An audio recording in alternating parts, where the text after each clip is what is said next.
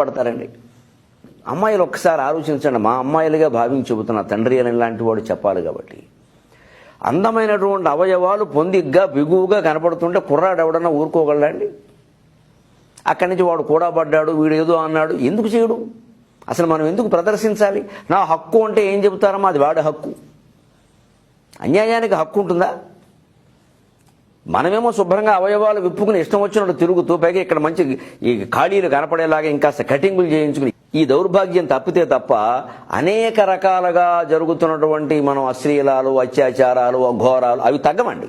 ఎన్ని వాదనలు చేయండి, అవి జరిగేది కాదు. ఎవరు మనిషికో పోలీసులు పెడతారండి? సాధ్యమా? పోలీసులు కూడా వ్యామోహ పెట్టే దశలో ఉన్నాయి వీళ్ళ వేషాలు. బీటు కానిస్టేబుల్ బీటేసే స్థితికి వచ్చాడు ఇవాళ. ఎవరినంటారు మీరు? అంచేత వాటి కోసం పోరాడేటువంటి మహిళా సంఘాల వాళ్ళు ఉంటారే, కన్న పిల్లల్ని పీక పిసికి గొంతుల్లో బారేస్తున్న తల్లులకు వ్యతిరేకంగా కూడా ఈ మహిళా సంఘాలే పోరాడాలి. వారు పోరాడారండి దాని గురించి. ఆడవాళ్ళు ఎంత అన్యాయం చేసినా సమర్థిస్తారు.